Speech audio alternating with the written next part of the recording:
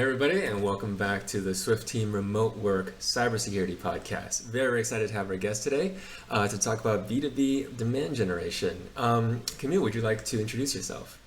Yeah, thank you for having me on. My name is Kamil. I was in house in B2B marketing roles for about 12 to 15 years, and then 5 years ago, I started my own agency. We're about 20 people now, and yeah. Awesome, very cool. And just real quick for me, hey everybody, I'm Jeremy, Product Marketing Manager at Swift Team, a mobile device management platform for remote teams across over 100 countries. Remote teams like ValidX, Simula AI, and Immediate love Swift Team because they save hours of manual labor on ordering, equipping, managing, and securing their employee devices, and can have the peace of mind that Swift Team is securing their business. All right, so with that out of the way, Camille, would you like to tell us about 42 Agency? Yeah, so we're a B2B marketing agency that focuses on brand and performance and RevOps. So we work with B2B SaaS companies on building out their growth engines. So that might be paid media, that might be SEO, that might be revenue operations. And we also offer pretty comprehensive branded design team in-house. So we just combine the brand side of the house with the performance side of the house and aim to deliver strong results for our customers. Very cool. Would you be able to break down for your clients what would the problems, right, they would be having, experiencing day-to-day pain points, and how do you sort of custom address with your solutions and services? So most of the problems are post product market fit. They might be doing a post seed Series A stage, and they're looking to scale up their demand gen engine, growth engine.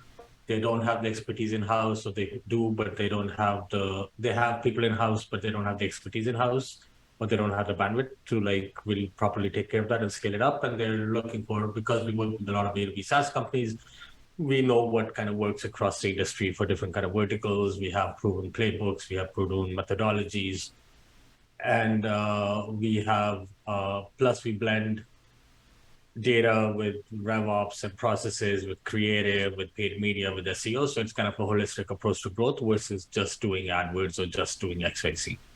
Very cool. And I know you personally have a lot of experience in B2B demand generation, brand strategy, marketing. We'll dive into that a little bit later on the podcast. So, with 42 Agency, can you tell me a little bit about your customer persona? Who are Yeah. they? Yeah, would love to hear some customer case studies as well after that. Yeah, so they're basically VP marketing CROs at Series A plus startups. We like to say they're doing 5 million plus in revenue, because if you're too early stage, if you're below that, for us, it doesn't make sense to bring on an agency because you're sort of proving out the market and the product, and you're doing more founder-led sales, founder-led marketing. But once you start to scale up and you're like, okay, I have something that works, I need to scale up the engine, we can come in and sort of accelerate the growth engine for you. And it might be, in some cases, it's also the VP of sales who's sort of looking after marketing at the moment, and they want more inbound demand coming in because they have aggressive revenue targets to hit. Or in some cases, it might be they have an in-house team, but they don't have the right expertise and they don't have the creative capabilities to actually test and iterate and build a lot of creative concepts and stuff like that. And then we come in and we sort of help with that. Or they have systems that are all over the place. They're not talking to each other. The data is not speaking to each other. They have like core data hygiene issues. I see, I see. A wide area of problems that you go in and solve. I'm curious to follow up. How do you mentioned, you target 5 million plus revenue companies. How does your client, how does a founder know or a VP of sales know that they are ready to scale, right? They are ready to bring in an agency. And how do they know that they might not be ready yet, right? Yeah. Yeah. When is a good time to reach out to you? I guess usually they know because growing, they're growing at a certain rate, but they want to grow faster, or they have really aggressive, they want to grow like 20-30%, and they're like, okay, we need some help. Or the board comes to them. So we work with some venture firms and private equity firms, and they're like, you know what, you need to hit these aggressive targets for us, for the math to make sense. And like we work with a lot of portfolio companies for like some venture funds. So then they bring us in. I see, I see. So I'd love to learn a little bit about your, demand generation, direct mail marketing, growth marketing, and I think in the past you did a podcast as well. But yeah, your overall strategy. How do you go about it? So we like to think about it as like at any given time, 20 to 10 to 20% of the market is an active buying cycle. So we want to start there, bottom of the funnel, hit them, get those demos, signups, conversions, customers rolling in. And once you have that sort of set, then we go into a bit of a research and a bit of a we want to hit the wider we want to understand what the wider audience and what the wider target market is and what the pain points are, and like those people are not actively looking for a solution. So that's where we might work with. We have a research team in house that does some research on who are these customers, what are they looking for, what are the problems they're trying to solve. We might work with somebody like you on the product marketing side to develop some content and positioning around, okay, like how does this product fit into that broader narrative in the market. And then we also do some content that might be more top of funnel. We might do some programmatic SEO stuff. We might build some custom tooling for mid funnel stuff. So like we always start with the bottom of the funnel because that's the closest to revenue. But then that's the percentage of your market then you're gonna be servicing, and we want to make sure that once we have that going, we want to move up the funnel into mid top of the funnel and make sure that we're reaching those people as well. I'm curious, what are your tactics for addressing bottom of the funnel? Very typical case, right? Folks just sort of drop off, or they won't respond, or they're too busy, right? Yeah, I guess, yeah, what are the typical challenges you see, and how do you address them? So folks drop off. We use Revenue Hero for a lot of our customers. Revenue Hero is like a calendar booking tool. So like when they fill out the form to talk to sales, we present them with some times right away. So then that helps like get them to that call. And there's not a drop off between somebody filled out a form and somebody didn't follow up and they fall through the cracks. And like, you have all these people coming in, you're paying good money for them to come in and want to talk to sales, but you should be following up with them. So we use Revenue Hero for that. Other stuff is we set up your RevOps architecture. So you have a process and a system in place to say, okay, this person came in, they were not ready to buy, let's put them on a certain status, like recycle, design some email campaigns and some remarketing campaigns to just stay on top of mind for those folks. There might be an opportunity that was like stage 3 opportunity, but for some reason there was some feature functionality missing. How do we stay on top, like go back to them in 6 months and say, hey, look, we have this new product release coming out. It addresses all the pain points you were talking about that we did not have features for at that point, but now we're ready to talk to you. Like, would you like to have a conversation again? There's also like, if they go with a competitor, typically it's like a 1-year contract. So you can sort of time your outreach at that point where it might be coming up for renewal. In some cases, you might want to buy out their contract if economically it makes sense. In some cases, it's more like building an ROI calculator. So like, hey, this is the business case for you to buy this product because this is what it solves for you. Especially in a more complex enterprise sale, like the sales enablement piece becomes pretty critical. And then I think the key thing here is to stay top of mind. I know it's a bit of a cliche to say that, but we like to think of like there's a switch that flips in somebody's head, but it's a continuous process. Yeah. It's not like I wake up this morning, I'm like, I want to buy an ERP solution. It's like I've had this problem for months and months and months. And finally, I'm like, oh, I need to buy an ERP solution. Yep. And if you're the brand that is in that consideration set because you've been constantly, in a good way, hammering them with your message constantly, and you're showing up in the places they hang out, remarketing, newsletters, direct media buys, AdWords, SEO, content, all that stuff, good stuff. I think it all comes together to like put you in that set of options that they will look at once that clicks that, oh, I need an ERP. Absolutely. Or whatever that. Yeah. And you mentioned marketing, and marketing can be applied to both. You mentioned recycling warm leads to keep them in the loop 6 months later. Suddenly we have the product feature update, right? And boom, there's a match. Marketing can also be used to drive top of funnel. So we just talked about bottom of funnel. I'm curious what your strategies are around, your marketing strategy. How exactly do you implement that? So it's a mix of SEO, video. I find that video works well for top of funnel because it's more engaging. You can tell more of a story around the product and the problem you solve versus a static. Plus, with video, you get like a different reach, like YouTube and video on LinkedIn and paid social. That's a different ad set. That's a different like strategy than your bottom of the funnel AdWords or InMail on LinkedIn or something.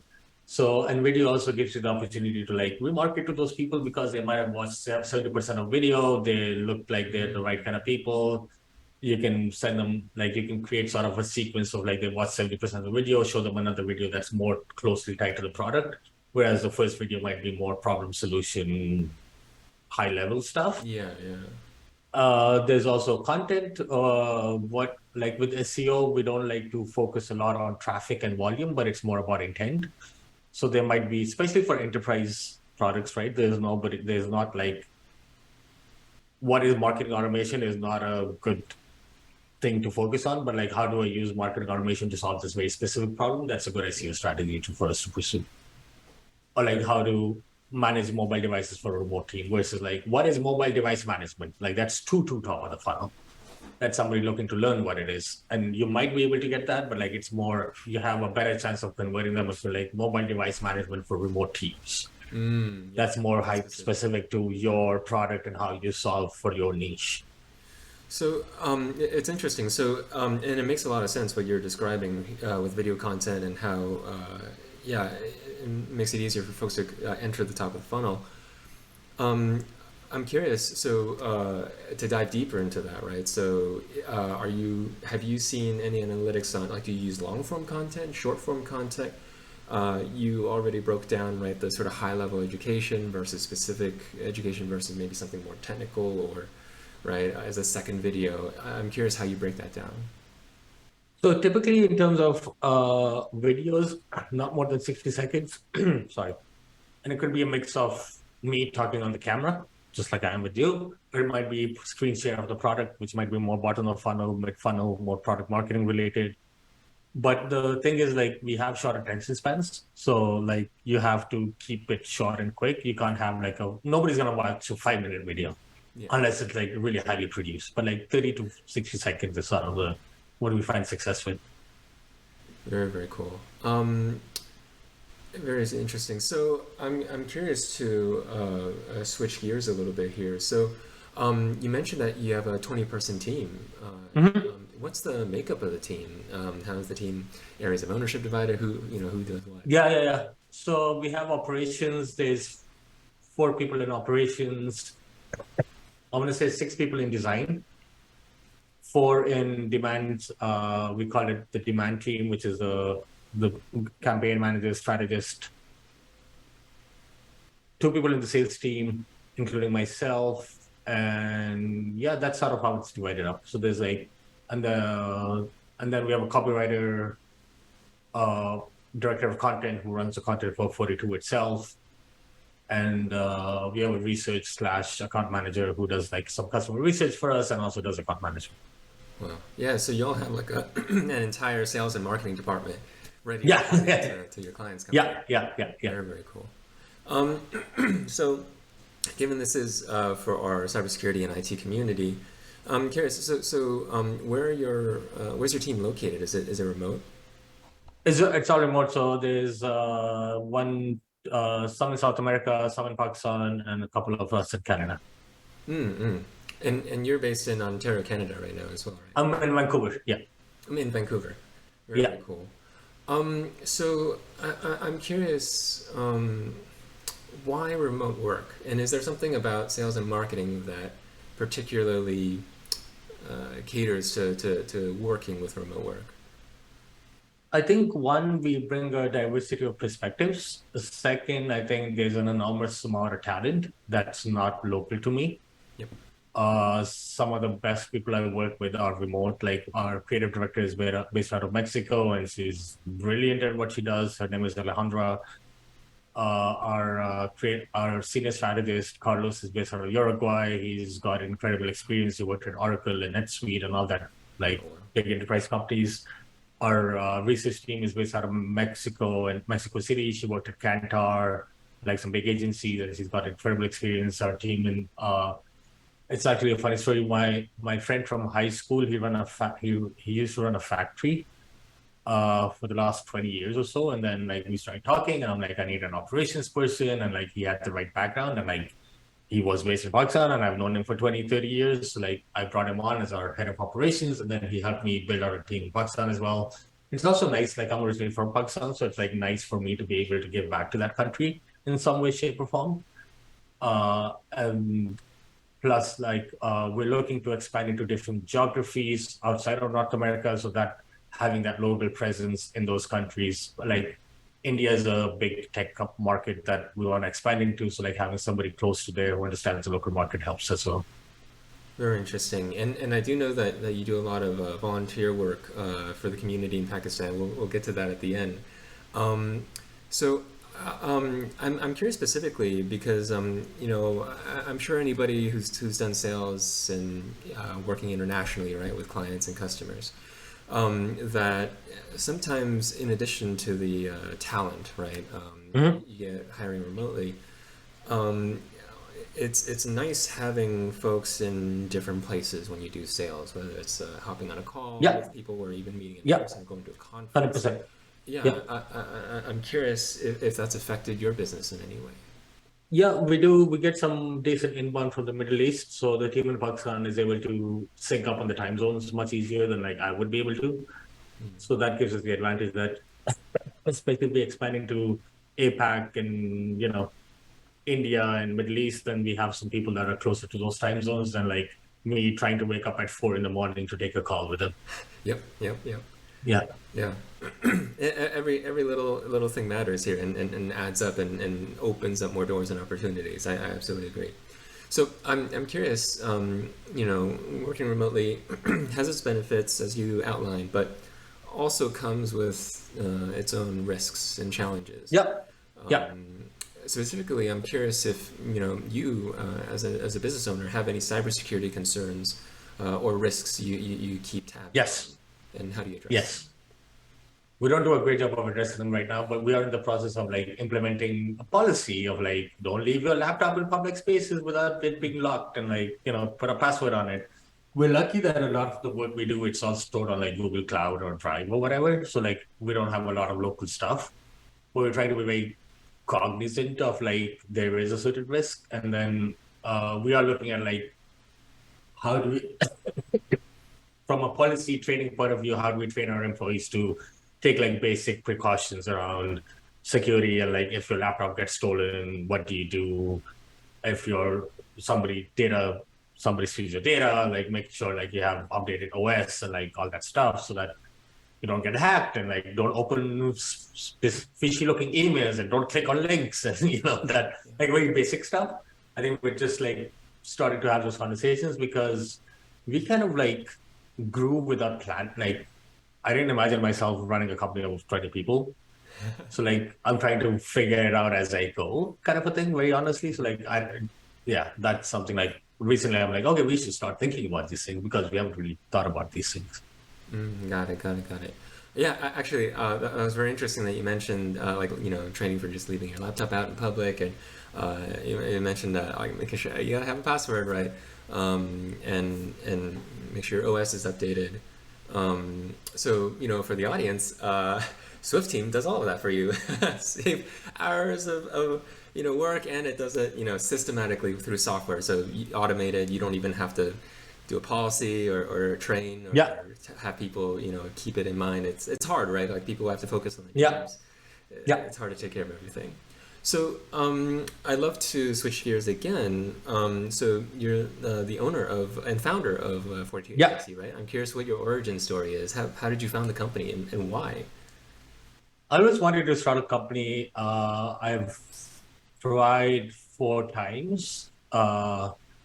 Started a blog, which I hope to turn into a newsletter, started a couple of communities, started some products that failed miserably. And then eventually I was like, I don't have to go down the tech product route. I could start a services company. It's less upfront capital, well, zero upfront capital because it's me. It was basically me for the first 2 years. And then like it's easier on the cash flow side because you generate cash flow and it's more profitable versus investing in R&D and then going into market. You just like you are the product and you sell your time or services for and then you generate cash and profit off of that. Yeah, So and you can it's always build a product to automate your service as well after that. That's yes, common. Yeah. yes. And then there's like we see a lot of opportunities in the market. So now we're starting to think about like what is some product stuff that we can build on top of this because now we're at a place where the business is in a healthy place. We have good margins. We have cash to invest in other ventures. I see. I see. How do you have co-founders? Like how did? No, just That's me. fun. Well, my wife is Oh, in the business. Yeah, yeah, very cool. Very cool. Wow, that's amazing. Being able to literally partner with someone you can rely on and yeah. build this. You know, I joke that I'm the founder, but she's the president, so she's my boss. awesome, awesome. Hey, I think that's very apt, very proper. Yeah, that's the way it should be. Yeah, So, very cool. So, I'd love to expand into because you have a wealth of experience throughout the years, and your experience is very fascinating to me. So, aside from all the expertise that you talked about, sales, demand generation, marketing, for two agency, I noticed. So you currently also are involved with GTM Fund and MKT1, yeah, and yeah, both have to yeah. do with startup investing. I'm curious Yes. how that came Ooh, that's about a good and what, question. yeah, what you do there. Yeah. So about 2 years ago, I started doing a little bit of angel investing, and then I met Emily Kramer through Twitter. We became good friends, and she was starting out this fund called MKT1 because there's not a lot of marketing people in the venture angel world. So her mission was to involve more marketing leaders in investing because a lot of startups don't have product problems; they have go-to-market problems. So, like, they're started by tech people, right? I'm an engineer by Tech startups. background. Yeah, yeah. Yeah, I'm an engineer by background. I've gone down this road where a friend of mine and I like we co-founded a company. We built the most beautiful product ever, but nobody used it. Nobody gave a shit because we didn't have the proper go-to-market. I've And been there. Yeah, yeah, yeah, yeah. so that's where. And then when I met Emily, so I'm a small LP in her fund, and they invest in like martech companies and other type of companies. So I'm involved on that side. And then GTM Fund, I got involved, I want to say early this year, maybe. GTM Fund is interesting because they have a lot of sales leadership people and CROs and like some marketing people as well. But again, they have a similar thesis where started by ex outreach folks, Max and Scott, who started sales hackers, sold it to outreach, did their time at outreach, and then started this fund. So they help companies with similar problems where they have good product market fit, but they don't have a GTM scaling ability. So I'm involved in both, and then I do a little bit of angel investing outside of that, where like if I come across somebody and they look interesting and I want to help them out, I put in a little bit of money and do some advising. It sounds like giving back is starting to become a common theme from what I'm hearing in your career. Um, it's interesting. So uh, why do you do it? Why, Oh, that's a being good an question. investor, why do Comes you from help these startups my. with I this just grew. expertise? I growing up. My family is from a small village in Pakistan, and my dad was one of the few people from his generation that actually went to school and got an education, and then ended up doing a PhD from the US, and like has achieved a lot in life. And he always gave back to the village, so he started a school for the kids in the village, and he ran that for 20 years. So like growing up, I always had that around me. So I think it just like ingrained in me that I need to do something for the world around me and not just be a selfish prick about it. Yeah, no, I totally get that, and I think I find that very admirable and inspiring. When I first came down to Silicon Valley, I'm a startup founder as well. Before I came here, I met people at hacker spaces. They let me stay at their house for 2 weeks when I Yeah, didn't have a place to live. They, heard something. Hey, I think this could be a good opportunity. I did it. Got into yeah, Y Combinator that way, and nice. Yeah, yeah, just yeah. advisors who just like, we would get ice cream or something, Yeah, coffee yeah, every month, and they didn't have to do that. And the phrase they used was pay it forward. yeah. And Somebody I did was, that for them, so they want. Yeah. Like throughout my career, a lot of people. I want to give a shout out to Amrita Gurney, who's at Float right now. She helped me a lot through my marketing career, and she coached me. Like she was not a formal coach, but like she helped me a lot. A lot of other people who have helped me through my marketing career, who have helped me through my life, who my family, my friends, the people I work with, my first boss at the startup I worked at, like all these people sort of helped me get to the next level. And I'm not saying like I still have ways to go, but I feel like if I can help somebody in some small way, I wanna be able to do that. And plus, like that's the upbringing, family. Um, in Pakistan, we don't have really great infrastructure around like social help and stuff. And there was a famous philanthropist called Edie who started this private organization for ambulances and orphanages, and he spent his entire life just doing that. And like he passed away a couple of years ago, but like he just built his like yeah. So it's been like I've grown up around those kind of stories. So like it was always a thing that I wanted to do. very, very cool. And you sort of touched on this already. So you live in Ontario, Canada right now, but you went to school in Pakistan? Like, did you grow up I there? went to undergrad in Pakistan and then I went again for my master's into Canada about 12 years ago. I wanted to ask you, what is Project Topi? I think there was also you were involved in the Puncho. Sorry if I'm not pronouncing that right. Q&A for Pakistani startups. Yeah, Yeah, yeah. yeah, yeah. Just to dive Project into Topi those. was organization at my undergrad where they were doing philanthropy around, so like just in Pakistan, volunteer works and stuff. So we were one of the first organizations. There was an earthquake in Pakistan that hit us pretty bad back in 2008, I want to say. Massive devastation. Lots of people died. So we were one of the first people that were on site with like Oh wow. rescue efforts and stuff. So that was Project Topi. 2008. So where were you already in Canada? And No, I what was was in your? Pakistan. Okay, okay, got it. Yeah, Wow. yeah. Okay.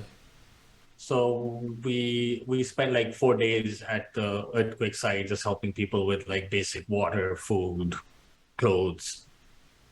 And the Q&A site was just like when I was in Pakistan, there was this budding startup community happening, and there was a lot of people who wanted to ask questions, and there was no forum to like sort of connect with people who've been there, done that. A lot of people were expats who were not involved in Pakistan anymore. They had left the country, and like I just wanted to build a community around. It didn't work out. It kind of fell flat, but like that was yeah. It's interesting because as I'm listening to your story, I can really draw connections, right? All the way from when you started to here. And I skipped a ton of stuff. 42 Agency, we talked about GTM, MKT, OpGen Media, CrowdRiff, Uberflip, Yeah. Organimi, P&G, Friday Times. And we don't have time to go through all of them, unfortunately. I'd love to. But what do you think, looking back at everything, what would you say were your most important learnings in your career? It could be, something Wow, business that's a or tough technical question. related, but it could also be personal, whatever, you find most important. I think one of my biggest, my dad said this to me when I was in high school or university, but I had this existential crisis about the world is such a bad place. How do I make it better? Blah, blah, blah. And he said, if you don't become something, people won't respect what you say. So first focusing on become somebody people respect, and then and then you can do all these other things you want to do. Wow. You want to make the world a better place? Fantastic. But you're in high school. Nobody's going to give a shit about what you say if you're a high school kid. So like become somebody that's something, and then you have the financial means, and you actually have a platform to like talk about issues that matter to you. And I think that was something that stuck with me for I don't know, for a long time. Yeah.